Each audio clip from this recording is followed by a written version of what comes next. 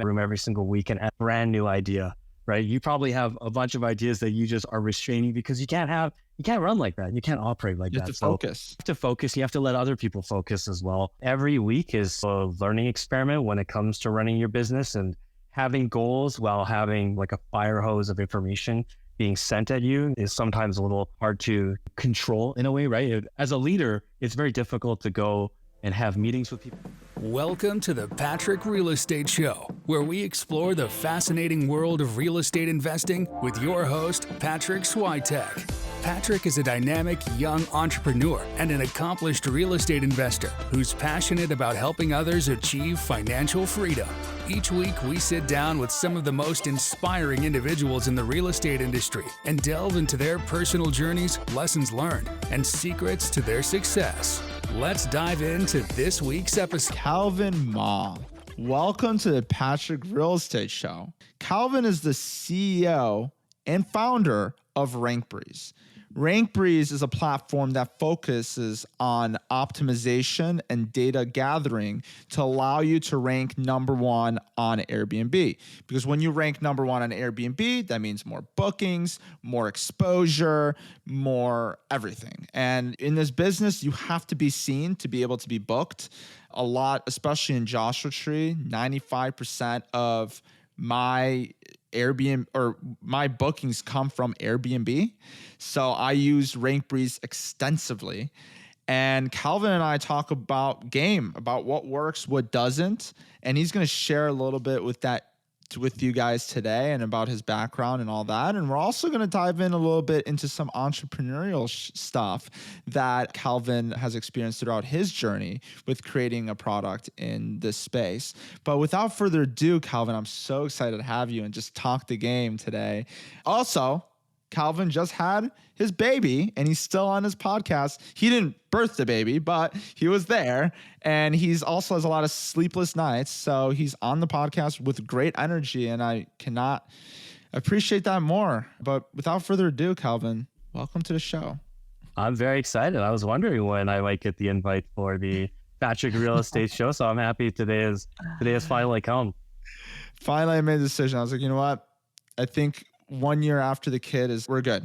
We got some sort of traction going here. New kid, congratulations. We talked a little bit about it before we started the show, but for the viewers, what is it? 1 year, almost 1 year old, or how many? No, my kid is like November 2nd, like a fresh baby here. Yes, this month was just the beginning of the month. Oh, wow. I have horrible timing on my part then. No, I mean, it's got to work. Yeah, congratulations. But I want to talk a little bit more about Kelvin and how you spoke at the STR Nation conference in 2020. And I want to know a little bit more about how your story began and how you ended up in the short-term rental space specifically. Patryk invited me to speak at the STR Nation conference. I think this was November or October time of last year. I think that was your first conference too. So congratulations. I think you're on your second or third. Well, you're third now, I think. How I got started, I think everybody kind of stumbles into vacation rentals. So I'm really not that much different in a way. My background is, I went to school and I did finance. That was my school background. And then I did some work in finance and then somehow transitioned into marketing. So I was a director at a company for content businesses, basically. And so my background, content is just a fancy way of really talking about SEO. So search engine optimization, that was really what I specialized back in the day. And you listen to a couple different podcasts like this one, and a couple seeds get implanted in your brain, and started to experiment with Airbnb. So put up some property. And then one of the first things that I personally noticed was that you have your listing set up and you do all the high level things that probably as an outsider, I would say. As a very beginning novice starting out, you want to make sure your guests arrive as safely as possible and as clearly as possible. And you want to make sure your prices are set correctly, but maybe not as good as you would set prices, if you were doing them a year after, or hopefully earlier than that. And all the design and all those kind of things. Just forgot. It was really weird, but I just didn't really think too much about how Airbnb is a search engine ultimately until starting to a couple weeks into it, you realize, hey, I'm not really getting that new listing love, which I wasn't even aware of. And I guess if you're not aware of it, for the listener, Airbnb does give you a artificial boost when you start your new listing.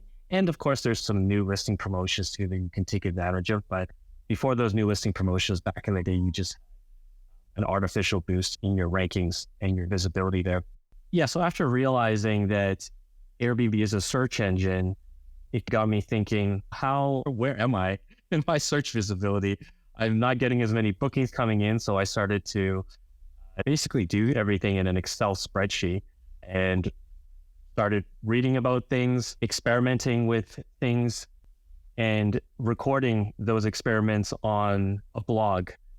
The blog is actually called Higher Bookings. It still exists out there and it's still a thing, but that was the precursor to Rankbreeze. And essentially how we got here was a whole bunch of experiments leading to people wanting to learn more, and also us just getting sick and tired of tracking our rankings manually.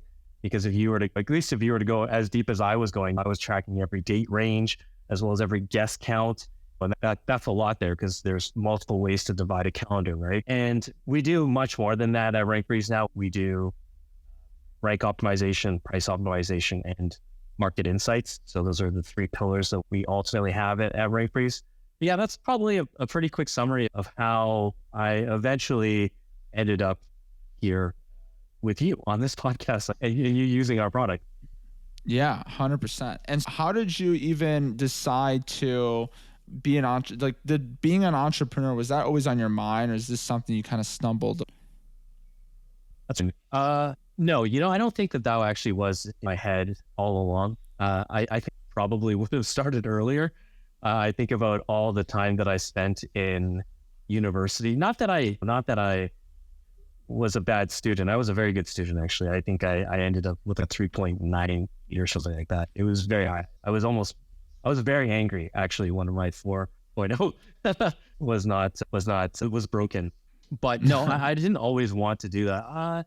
In general, though, I think, me and Patryk were just talking a little bit about our backgrounds in life and things like that. And reflecting on that, I think for me, one of the most memorable moments was when I was younger.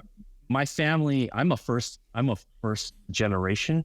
I was born here in Canada, but all of my family immigrated here. Do you ever see people picking up cans and things like that around Yes. in your neighborhood? So back in the day when I was younger in elementary school, that's how I would spend my weekends with my grandmother. We would go around to the parks. I don't really remember going to garbage cans, but she probably did.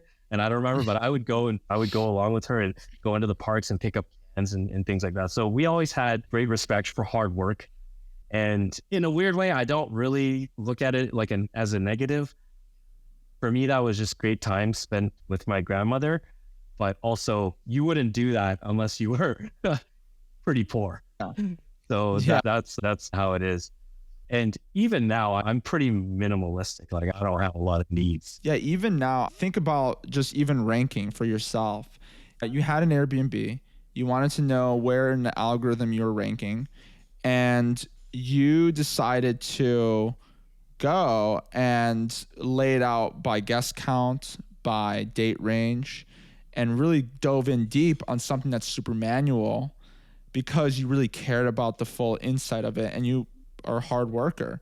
So I'm curious, do you think that contributes anything to what Rankbreeze is today, is going above and beyond and really dividing up the search in so many different ways as opposed to just one singular way? Maybe. I guess hard work is definitely part of it. And I suppose every successful person, you've met many, every successful person has great work ethic.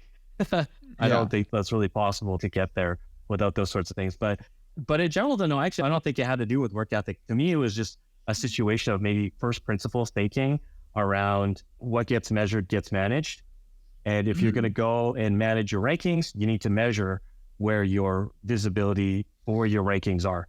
And when it comes down to rankings on Airbnb or VRBO or any really platform or marketplace, I guess it's a marketplace. That's what we're dealing with. That's a lot different than your rankings on Google, for example, because Google is not a marketplace.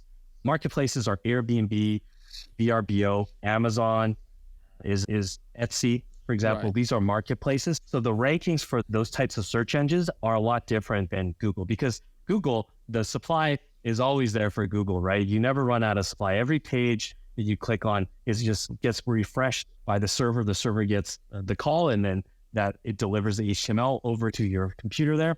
And that's how the page gets loaded. And it's always there. There's no supply drainage there. Versus in vacation rentals, your calendar and your bookings cause the nights not to be exposed, and people can't actually search those nights. So it's slightly different, right, when it comes down to that. And those are maybe some of the little bit of the nuances between traditional search engines such as Google and marketplace search engines, which are Airbnb. Yeah. So let me ask you this. A lot of people probably think about this is, do you think Airbnb favors the host or the guest? Just through the algorithm.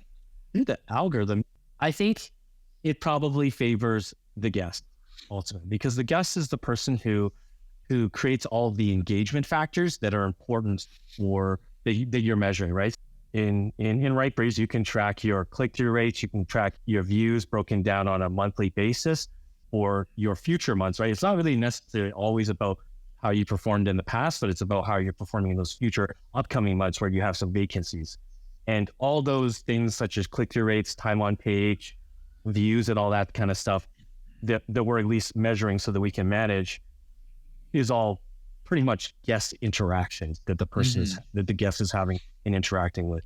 And that's how Airbnb is organizing things. That's so interesting. So when I talk to people, it's similar kind of to I think of it as a nightclub. Maybe it's because of my age, I'm younger, but I think of it as a nightclub where the girls are treated a lot better than men. And it's because a nightclub operates, you're going to have women to attract the men. They're coming to whatever.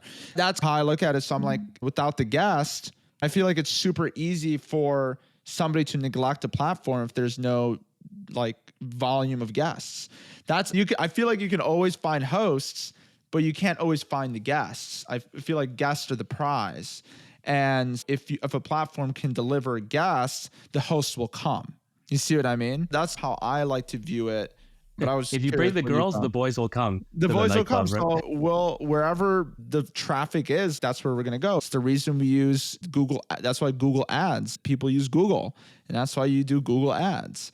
So I don't know who owns the traffic, owns the attention and the being able to sell it. Yeah, a marketplace is ultimately like a chicken and egg problem, right? So that would have been a problem that needs to be solved from whether you're the chicken, whatever you want to designate as the chicken or the egg, whether that's the guests or the properties. But really, if they're going to continue getting guests, there will always be people who want to put up their properties on there because there's demand. That's really interesting. Let's go deeper into the Airbnb, right? Let's say that I have this Airbnb. I'm putting it up for the first time. What are the considerations that I should face when putting up a listing, and what are the things I can do to maximize my exposure and get myself as close to page one as possible? Yeah, that's a great question. So the question is what you can do to onboard your property onto Airbnb with the idea of getting maximum exposure for those things. I think the very first thing that hopefully is apparent, and maybe not for everybody, but professional photos, I think at this point are a must. It's absolutely critical. It's okay, maybe you could get away with it at the very beginning, but as soon as you get that extra bit of money there, you got to take all that. It's one of the best investments you can make is the $300, $400, $500 that you're going to pay a photographer to come by your property and take awesome photos with it. Maybe do a couple sky replacements is probably pretty cool in your area or any area really. Kelvin, I pay $1,200 for that. So I don't know who you're paying $400, $500, but it's worth it. Like you said. Yeah, it's totally worth it. It's just a couple bookings really. But yeah, having those professional photos enhanced, I think maybe gives you that little bit of extra edge there. Having your titles are really important too, right? There's the first things that a person sees. Maybe we could actually break down the search funnel a little bit, right? So when a person goes onto Airbnb, if that's the channel they choose, right? So the reality is the actual booking funnel and the search funnel is a lot wider than just Airbnb, right? Sometimes a person can start on VRBO and then decide to go on to Airbnb, and that's still part of that person's session. We call it a session in marketing, right? They're starting their session on VRBO, but then they're making it onto Airbnb, and they might go and find your property and they look at your profile and end up booking directly with you. That's still essentially the same booking funnel from a high level perspective. But if we're just talking about Airbnb specifically, when you hop onto the Airbnb platform, there's three things that get asked for you. There's where do you want to go? What dates do you think you want to go and travel at? And those are now flexible, right?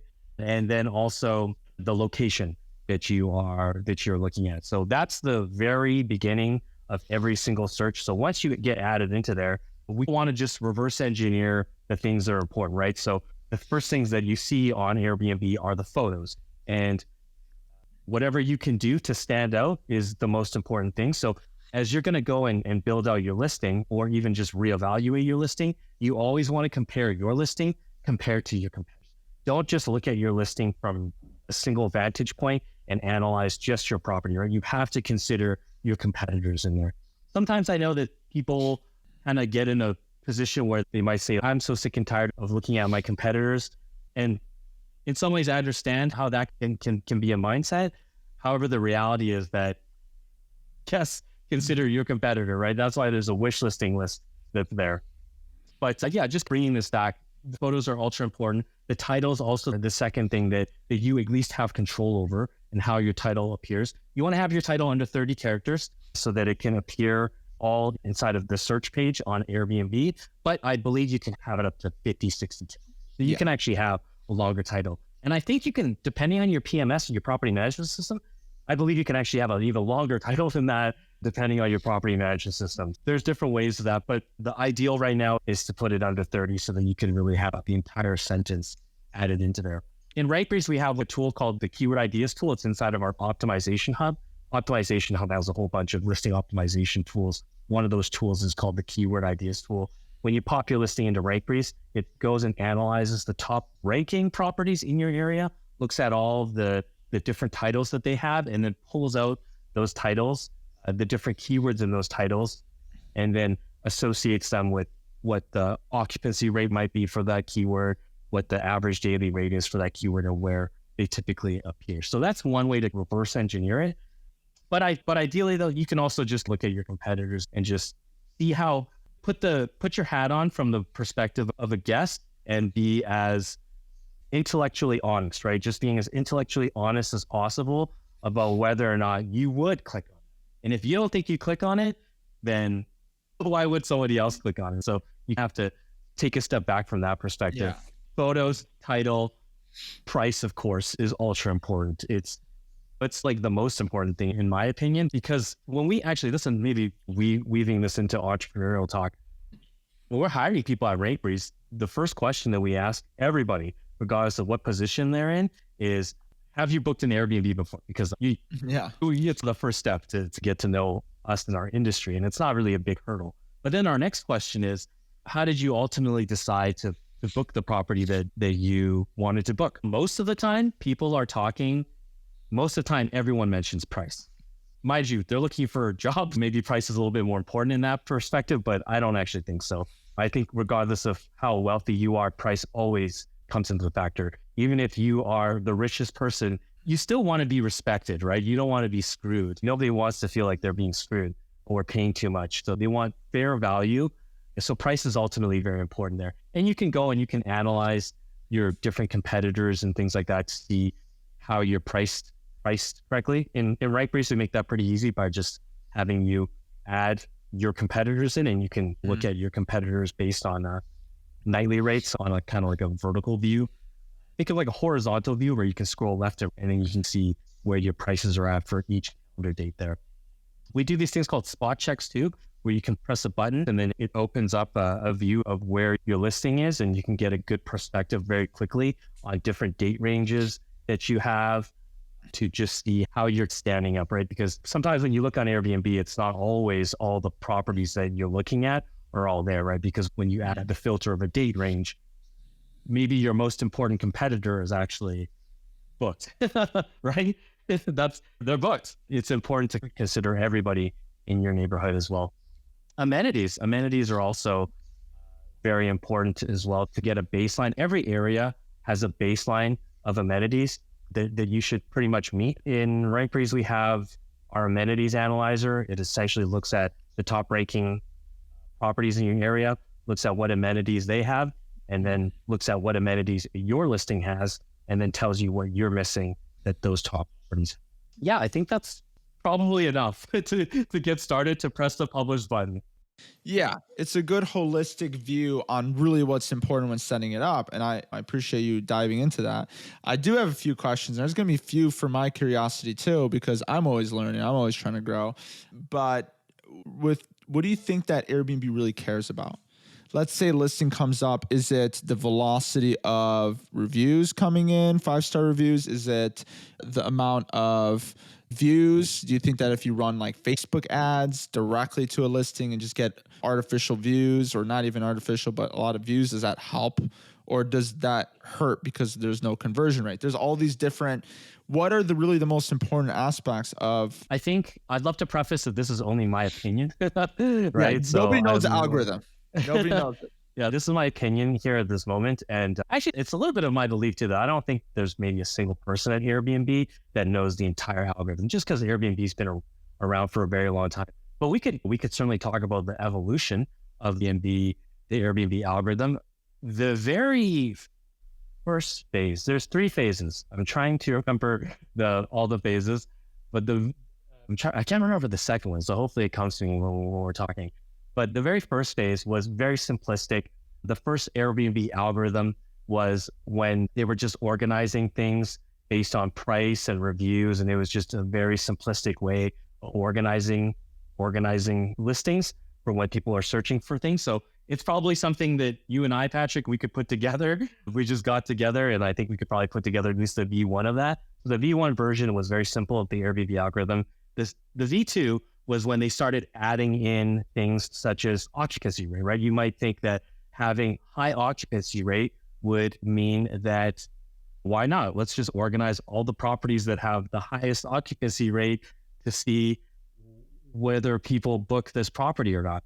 And that was the second version of the Airbnb algorithm, or the second stage of the Airbnb algorithm, when they started implementing different metrics and then organizing these metrics, maybe essentially either an ascending order or a descending order, you might want to say. In occupancy rate, it would be descending, right? So it'd be the highest occupancy rate on the first few pages, and then on the last few pages, you'd have the lowest occupancy rate. However, that leads us to the third phase. So the third phase of the Airbnb algorithm was the fact that they realized that there was too many of the properties that looked exactly the same, which is very similar to when you think about when perhaps when you're going on to a pricing page to purchase some particular software, you have your basic plan, your premium plan, and your outrageous plan, and you'll have this anchoring between the two images, or not the two pricing plans. And that's what Airbnb realized. They realized all these properties look exactly the same, and maybe we need to add in some diversity. So that's what they started doing, was adding in more diversity into the Airbnb search pages, because then it would make the other properties look better. So sometimes you might go onto Airbnb and you might see a very terrible looking property, and you might be wondering, why in the world does this property appear on the first page? The reason why that property appears on the first page is it's either brand new, which is very possible, or it's because it makes the other properties appear better. Airbnb does this thing called pairwise ordering, where they essentially evaluate each property against the other properties around it. So the second property is compared to the first property and the third property. It's really, to me, more of a contrast of diversity against making this other property look and appear more attractive than the other one, therefore increasing the overall reservations across the board, right? Because that's, I think, the difference maybe between Airbnb and a host is that Airbnb cares about the general platform and the single conversion rates across the board for every city maybe, or every page on a page level, versus you and I, we care about, we're very selfish in the way that we care only about ourselves, our revenue, our properties versus Airbnb looks at it from a holistic point of view. So that's why the evolution of the Airbnb algorithm. Interesting. I learned some things there. Dang. So currently it's at that point, correct? Yes, that's as far as I'm aware of. Yeah, but they change stuff all the time, right? We have these new, was it guest favorites? The guest favorites, which are out. I have no idea how that works. Maybe we could talk about it right now. So Airbnb said that they have about 2 million properties now that they've designated as guest favorites. I've seen a couple of them. I'm sure you've seen a couple of them, and you probably actually have a couple of them actually. And now Airbnb has added a filter in there as well. So whenever you go to search for Airbnb as a guest, you go to the filtering section where all the prices are, and you can either filter by price or entire home or shared property or whatever. And then in the amenities section, and right below that now, there's, I believe they call it the top tier section. And the top tier section is now broken down into, you can now filter based on guest favorites, or you can also filter by Lux, I think, Airbnb Lux. And the guest favorites apparently has to do with having great reviews. So it's over 4.9 stars. That's what they say. And I'd love to add a little extra color into that, but they say 4.9 stars, outstanding reliability, which is having less than 1% or 1% on average of customer service issues. And then what else was it? That's it. I think that's what they've mentioned. It was high star ratings and then outstanding reliability. And I think there's also, it was the cancellations. You're not allowed to cancel as well, which is very similar to the Superhost status. Yeah, exactly. However, I think the funniest thing for me was that when I actually went and looked at the guest favorites there, I noticed that there are properties that are in guest favorites that are not 4.9 stars. They said 4.9 stars, but I saw some that were in the 4.8 stars, which is fine. But they're lying. I don't know what that is. I see some where they match everything that you need and they don't get in. And then there's some that don't match and they do get in. And it just blows my mind. I don't understand how that works. Yeah, I thought that was quite weird too, because that was the day after when they released that. You go and read the press release and you go and do a little bit of research there.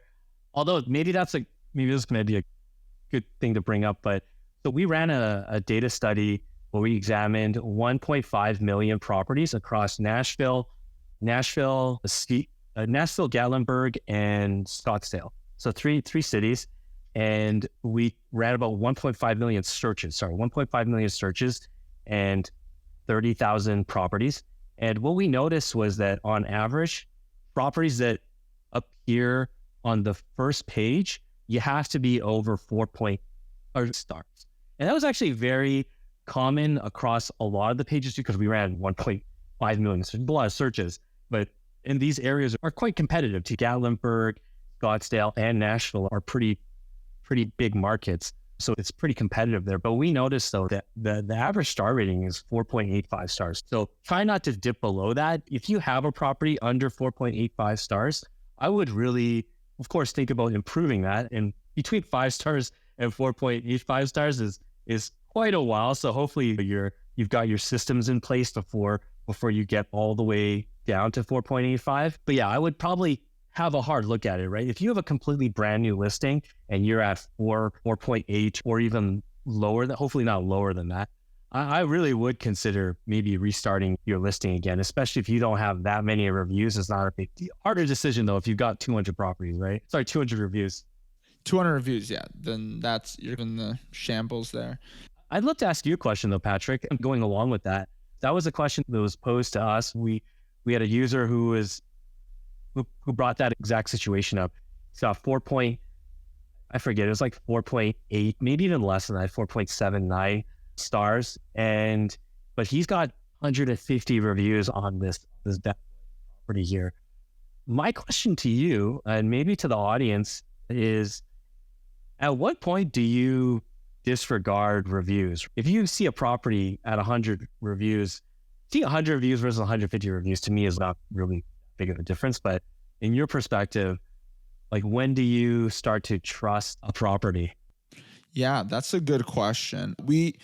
So a lot of times we'll take on not a lot of times, but there are a few times where we'll get a property that's lower rated than we would have probably done if we managed it ourselves. And sometimes it's the property issues, but a lot of times it's a management issue. And it sucks because it pins this property in a bad light, especially when they have a lot of reviews. So what we like doing is we understand that the Airbnb algorithm changed since, or not the algorithm, yes, but also the review system changed a lot. And they have some things where in the past you couldn't get it taken off, but now you can. And so I like to go into those kind of properties and use my team who are from the Philippines and who have worked for Airbnb and understand the policies that Airbnb has, and try to go back into the messages that they had between the guests and them and try to make a case for removing those reviews. And not all of them are able to be removed by the Airbnb policy. However, that effort might actually be beneficial because we talk about how useful the review mechanism is. And that's something that I recommend doing for hosts where they've been wronged in some ways, where maybe you clearly see, hey, this is a clear retaliation. You just never reported it correctly. And because of that, we can get it removed. And a lot of hosts don't know that. So I like to go and do that personally with my portfolio and really spend the time to rejuvenate a listing that way. That's one way. Another way is that's the kind of the push and pull. John Bianchi believes that it doesn't matter how many reviews you have. And I'm phrasing this based on what I remember talking to him. And I think he mentioned that the amount of reviews doesn't matter as much as like the stars. So I was thinking, like, in that case, wouldn't it just make sense to restart the listing? So there's a lot of tug and pull there. And it's a good question. I've built properties that have no reviews before, just because I think when you're in the Airbnb world and the vacation rental world, you can suss out a bad actor, right? You can go to a profile and be like, I think that's fake, and I probably should not book that property, versus you see someone who puts a lot of time into it and they're talking about their dog and things like that. you could take a little bit more risk on that too, right? It's not a big deal, and you just have the communication process. But I actually would agree with John. I think for me, at least, I trust reviews. Past 30 reviews for me, I don't really care. And in some ways, when the property has a lot of reviews, I tend to think, oh, maybe that place is like overused sometimes. Yeah, like it's run down. Yeah, probably not. Yeah. What's interesting about that also is, and this kind of goes into play about Airbnb and just like what they push out. Just because Airbnb pushes out certain features doesn't mean you have to use all of them to be able to rank the highest, right? We know the key things that really help the ranking, and we'll go into that with your report that came out as well. We'll touch base on that. But overall, I know, for example, the categorization of photos is a perfect example of something where I personally see that as from a user experience, it doesn't make sense. So that's a feature, even though maybe it helps from an algorithm standpoint. I don't know if it does or not, but from a user standpoint, it doesn't make sense to me. And because what happens is you see the first 5, and what happens when you click on the first 5 and you want to see more, maybe a closer look at the 5th one, no, you get bumped up right up and you got bedroom photos and stuff. And you're like, I don't want to have to scroll through and find it again. So it's just not a user-friendly feature. And so I believe, I don't care if it helps or if it helps, but I rather go and use the thing that's actually better for my user to make a decision. So that you got to make calls like that sometimes. And I think that's what's happening here too, is maybe it does help to have 200 reviews, but at the same time, maybe people book stuff where maybe it's better to have 20 reviews that are all 5 stars versus have a listing where you have 200 reviews and it's a 4.70 or 4.75. Because at that point, it's wow, that really weighs like law of averages, right? You had so many more chances to get good reviews, and you're pretty low. And your listing will always be there, right? Your old listing will always be there. You just have to delist it and start a new one. So you can always, it's not an irreversible decision. 100%. There's less risk with that. So I always like thinking that way. And sometimes people will be like, how do I transfer all the bookings? You just message the bookings that are on that platform. Say, hey, I have a new listing. I'll honor your price. You don't have to screw people over. So there's a lot of ways to do that. But I want to ask you, what really helps? Like, you guys did the study, right? Let's hear the whole study. What really does help with the algorithm? What doesn't? Let's debunk some of these myths.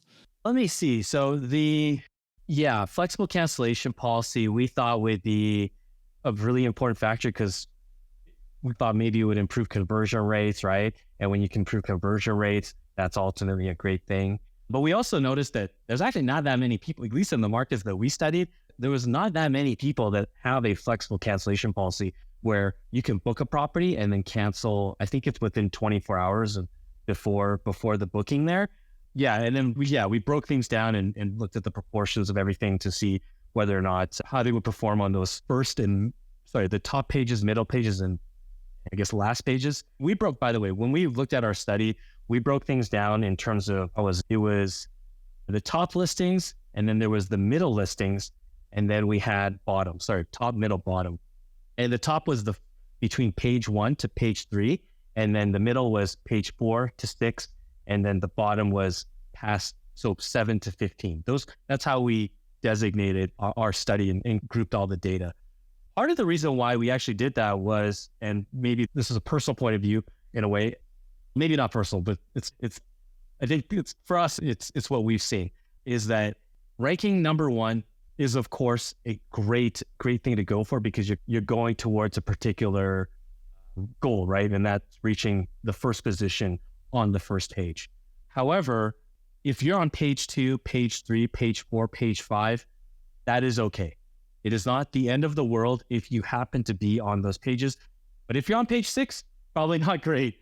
But the first 5 pages, what we see is there's just like a constant recycling of those top first 5 pages of listings where they just get recycled over and over, round and round and reorganized. So once you're those first 5 pages, you're just bouncing around those areas versus when you're on the 6th page, it's a lot harder. So you'll notice there's a lot more range that you'll bounce. So if you go from the 6th page down to the 13th page, for example, and that'll happen very quickly. And it's jolting to look at if you're looking at it from a line chart.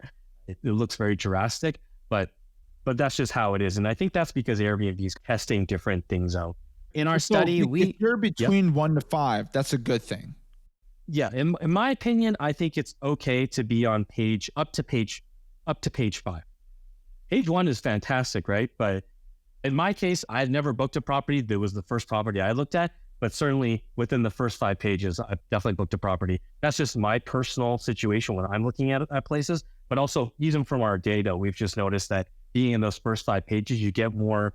There's just more like recycling of the listings bouncing in and out in those ranges more. There's more also often. filters too, right? Where one filter could take you to page 1 if you're the only one that has it in the first 2 pages or 3 pages. Yeah, you can also think about that from bedroom counts and guest counts too, right? The bigger your property is, the less competition there is. But of course, the higher your mortgage. Yeah, the higher the cleaning. But yeah. Yes. Yeah, exactly. So we answered a couple different questions in this study. We answered, should you have instant book turned on and off? Another question was, does being an Airbnb superhost really help my ranking? So we looked at these 1.5 million searches and broke them down page by page. And yes, actually, superhost is actually very. But now, actually, essentially, you also notice too, when you're going on Airbnb, you could be a superhost and you could also be a guest favorite. But I believe guest favorite is now the primary tag that's added in the search results there. So you'll get either of those that get shown to you. We talked about how long your listing description will be. By the way, if you could add a link to your show notes, but it's basically rankbreeze.com/study. Yeah, rankbreeze.com/study is the link to get the report. Just because we're on video right now and there's a lot of charts, it's a little hard to translate. So what are the big takeaways? Let's just do the big takeaways. Instant book has to be on, right? Yeah, instant book has to be on. For me, it was maybe the pets one I thought was a little interesting. was with pets, it's a little bit more difficult for you to rank highly if you allow pets in your property for the general search. In the general search of things, when people are just searching and they don't have the pets only filter applied on, you generally won't be found on those first the top and middle pages. You're more likely to be found on the bottom pages. So I thought that was pretty interesting. I thought also that being a large property manager doesn't actually hurt you very much, because sometimes I think there's the battle, right? There's the battle between Airbnb and these larger property managers, and of course not feeling valued because of the customer service that Airbnb has. But at least from a rankings perspective, we did not find that if you had a larger number of properties on your single your single profile, days like you, I guess in your case, in your single profile there, we didn't notice that having a huge number of properties, like let's say 150 properties, did not really hurt the fact that you could not be found on Airbnb. So it doesn't look like that's kind of part of the algorithm, is whether you're managing a ton of properties or not. That didn't really seem to take a play. But we did notice though that people typically tend to stay under 60. If they're a bigger property manager, they will tend to stay under 60. So they'll designate and they'll break up their portfolio under different Airbnb profiles under 60 listings per. The cancellation policy, I guess if we're talking about cancellation policy, we talked about flexible cancellation policy not being that favorable, but we also noticed that strict cancellation policy was quite favorable. We noticed that there was a lot of people who have strict cancellation policy and were able to rank quite high as well. So that was pretty interesting. What else was there? For us, it was almost, yes, we're always trying to figure out the Airbnb algorithm, but it's deductive reasoning, right? It's, no, we can't believe this, and no, we can't believe that. It's like sometimes you're trying to find false things rather than finding the truth, right? You're trying to get what is false, and that's essentially sometimes what you're getting when you're looking at the data reports there. Yeah, those were probably my biggest takeaways, was the pets, the flexible policies. And if you're not on Instant Book, you should be. I feel like those are the big takeaways for sure. The pet one shocked me as well. And I wanted to ask you a couple things that people in my communities asked me about Rankbreeze, or just in general, not even about Rankbreeze, but more so about Airbnb ranking. And I'm curious what your thoughts on these are, and if you even have an answer. But one of those things is, hey, if I'm on page 10 and I did everything that Rankbreeze is telling me to do, I got all the amenities checked, I am priced really competitively, like really low, it's just super competitive and super saturated, how do I get to page 1? And that's one of those page 3, whatever. How do I get higher and more visibility to get more bookings? I'm really struggling here. So what would you say to those people? First, I think I would suggest to book an onboarding call with us. You can reach out to us at support@rankbreeze.com and we'll set up an onboarding call with you. We do it all the time. It's every week we do them. So if you don't know that you can do it, that's something I would say we could do. And we can look at your setup and how your listing is set up. But I think maybe what's also powerful about that is the fact that our team's looked at hundreds, maybe thousands of properties. So sometimes you might be missing something that you're not aware of, or you're just, I want to say this gently, bad but product, bad home. Yeah, sometimes people just don't know. Like they're just not really aware because that's just not their expertise. We've had people come on the call and they'll have a zoomed in picture of their glass stained door.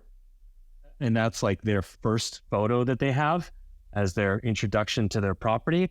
And they do all the things, and that's great. Like we said at the very beginning there, photos are very important, right? So I would say get a third-party perspective from us. So book an onboarding call. That would be number one. Also, I guess if you're not a Rankbreeze user, you can also have a third-party perspective from anybody else in your community of people. But once you're done that though, be sure to test it, right? Because for example, in this case, if you've got, let's say, a stained glass, if you've got an image of a zoomed in stained glass part of your door there, and in your perspective, you think that's great, but maybe from the perspective of another person, typically when you show somebody a set of your photos, they'll be able to tell you, I think I like that photo more, and maybe you should try that. People are not ashamed and have no they have no fear in telling you what they think about their own perspective of things. And you should take that into consideration, right? To be truthful about those things. However, I would also have a look at your competition too, right? Because it's not only about the opinion of that person. It's typically when you show a person your listing, they're just looking at your listing. They're not looking at your competitors at all. You might have a property that's beachfront and maybe you had the living room as the interior for your main photo, but then you show your photo to somebody else and they say to you, oh, you got to show the picture of the deck. That's the one that's the best one. But they're not looking and seeing all the other pictures of everyone's decks as well. You have to take that in consideration too. It's usually I would take some references from other people. And if you're a Rankbreeze user, you might as well get an onboarding call with us just so we can double check to make sure everything's okay. And we can explain additional things too. And maybe things that you just missed as well. It's completely possible. Yeah, we have features that people still discover that we've had in there for a very long time. So you could just be missing something. Maybe you're missing, like our optimization hub is something that I find gets missed all the time because a lot of the focus is on the charts and stuff like that. But the optimization hub is this great area where we're basically reverse engineering all the top properties in your area. Yeah, so book a call with us or get a third-party perspective from that other person. And then the second thing is consider your competitors. And then the final thing is to A/B test it. So in Rankbreeze, you can just... That's a lot.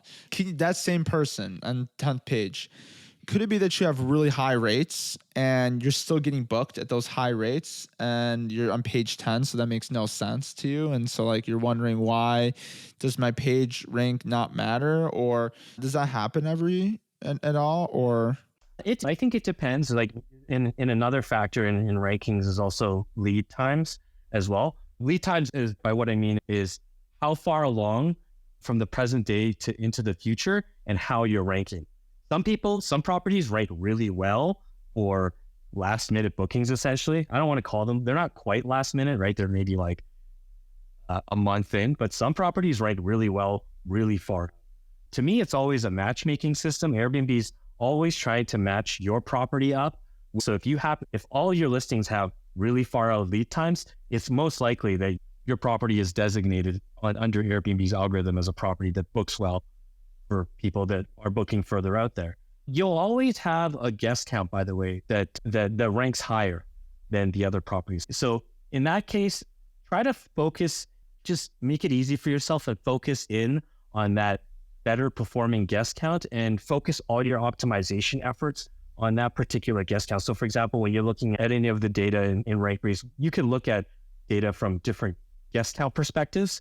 So for example, for people searching for 2 guests or 3 guests or 4 guests, but if it happens to be that your 4th guest is your highest ranking property, try to zero in on that 4th guest count and focus just purely on those ones, because a rising tide lifts all boats, right? If your conversions improve for that 4th guest count and you could just get more conversions in that perspective, maybe even just offering something like anybody that books the property with 4 guests or more gets a free bottle of wine included into their thing, or some sort of pass or whatever else that, is part of your hospitality. You can improve your conversions, and you're working alongside the Airbnb algorithm because you know that your 4th guest count is the highest ranking guest count. So we've seen it time and time again, where once things start to get going, then the rest of the guest counts just flutter up. How do you focus on one guest count? Improving the conversions, focusing on conversions around like a particular guest count. So you don't want to stray people away from booking from you if they're under 4 guests, for example. They still should book with you. Maybe you can offer something else besides that, but having the focus on that from a conversion standpoint, from a listing perspective, but just from a data perspective though, just like how in Rankbreeze, we have the rankings breakdown, which is a table that has different date ranges and then also your different guest counts. I would just focus purely on that line where it's, for example, the 4th guest count, and you just focus on those. Yeah, exactly. And you can click on the details section there and you'll see a pop-up of all the other listings and what prices they're at. So curious about this. I have a couples cabin, right? And I could do upwards of 4 guest count, but I want to specify, but 2 is more comfortable and I want to target the 2. Should I keep it at 2 guest count, or is there any benefit to adding 4 guest count? I would keep it at 4. You'd keep it at 4. Yeah, I'd keep it at 4 because what we've noticed is that Airbnb for some reason, don't know why, but typically we notice that the best performing guest count is typically 2 guest count. So in your case, 4 minus 2 equals 2. So I would keep it at the 4 because of that that data there. We just noticed that the best performing guest count is typically 2 guest counts under maximum guest. That is awesome. Kelvin, thank you so much for all this data. I want to get into the last 3 questions for you, and then we'll close this up. First question, what book do you recommend to people to read?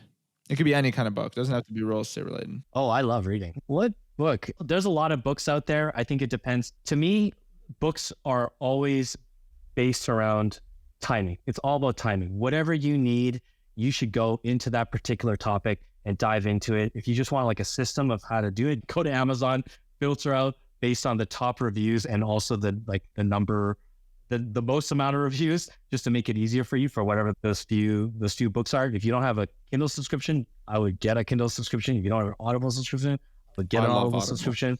Me too. Changed my life. But so what are you working on right now? What's a recent one maybe? A recent one is this one called Good Strategy, Bad Strategy. I don't know if I love it that much. It's okay. I wouldn't honestly recommend it. It's okay. I don't find that it's that organized for a book that's about strategies. I don't find it to be very organized. But a book that's popping up to me right now, though, if I could say one, is maybe The Hard Things About Hard Things. It's by Ben Horowitz. It's not about vacation rentals. It's more tech oriented, but it's if you're not familiar with the story about Andreessen Horowitz, Mark Andreessen is the creator of the Mosaic web browser, which was the beginning of the Edge browser that Microsoft eventually purchased. Microsoft Explorer. I think Mosaic eventually got bought by Microsoft, and that became Microsoft Explorer, and which is now Microsoft. And it's the beginning of the internet, but also it's about the hard things about business, such as hiring friends and not working out with friends. So what do you do in a situation where you hire a friend? And that's the hard thing about the hard things. I love that. That's interesting. I got to put that on my list. So second thing, it's a scenario question for you. Kelvin, let's say that you have in your situation, I want to ask you a question that's situational to you. As an entrepreneur and somebody who's building Rankbreeze, is there a stoppage point for you in terms of building out Rankbreeze and you said, you know what, I've done it all, I've accomplished what I need to do? Or is there something else that you're yearning to achieve with Rankbreeze that you believe that you haven't filled the gap with currently? I think that we have a long ways to go, actually. Interesting. Okay. I think we have a long ways to go. Yeah, I think there's a lot more. What's the future hold then for Rankbreeze and Kelvin? I can't tell you everything, but maybe some of the most apparent things are just there's different channels, right? We focus on Airbnb. So there's different channels and things like that. Every week is a learning experiment when it comes to running your business and having goals while having like a fire hose of information being sent at you is sometimes a little hard to control in a way, right? As a leader, it's very difficult to go and have meetings with people because you don't always want to. Patryk, you're probably a very creative guy, right? Imagine if you came into the room every single week and had a brand new idea. You probably have a bunch of ideas that you just are restraining because you can't run like that. You can't operate like that. Yeah, you have to focus. You have to let other people focus as well. But no, I'm still very happy about where we are. I think there's still a lot of work to be done. I think there's a lot of work to be done with other people as well. I hope you've heard the term, play long-term games with long-term people. Integrations coming for Rankbreeze potentially. We stopped doing integrations for a little bit there just because we hit most of the ones that were most of our users are asking for. But yeah, that's certainly one aspect of it. But even things like this, Patryk, you're a young guy, you started, I'm not that much older than you, by the way. I know you're not. That's why you say that. But yeah, again, playing long-term games with long-term people, right? So we've been doing this for a long time now. We've been doing this since started in 2017, 2018, essentially. So we've been doing it for a little while and want to continue doing it and serving our users and just being as creative as possible. I don't think that's probably the best thing about business is that you can be so creative, but also have to focus. 100%. I'm going to be looking forward to whatever you guys bring out. You guys have already done a really good job in the last year or two that I've been using it, or year or whatever, but I'm excited nevertheless. But Kelvin, for the people that are just like yearning to reach out to you and want to pick your brain or do whatever, what's the best way for people to reach out to you? Yeah, sure. Kelvin at rankbreeze.com is my email there. If you do reach out though, I would say please try to include our support email. Support at rankbreeze.com is the address that has, I only look at my email, but support gets multiple eyes on it. Your inbox probably is super filled, Patryk, from all the Airbnb emails that come on is insane. Yeah, it's a lot. It's a lot when you have a lot of properties. It's a lot coming at you. But yeah, my email, but also, yeah, support is also there for everyone. Yeah, we'd love to partner with you guys. Rankbreeze.com is where you can find us. If you're interested in looking at that study, it's rankbreeze.com/study as well. And yeah, again, what we do is rank optimization, price optimization, and market insight. Thank you so much, Kelvin. I appreciate it, man. I could talk to you forever. I feel like we talked for like over an hour, but it was nice talking to you, man. And thank you so much for sharing your wisdom with the community, man. This is just a wealth of information, like seriously. So thank you. Thank you, Patryk. I look forward. Hopefully see you soon. And that's a wrap. Thank you for listening to the Patryk Real Estate Show. If you found this episode helpful, please give us a follow and leave us a 5-star review. Your support truly means a lot. And connect with Patryk in the show notes below. Until next time.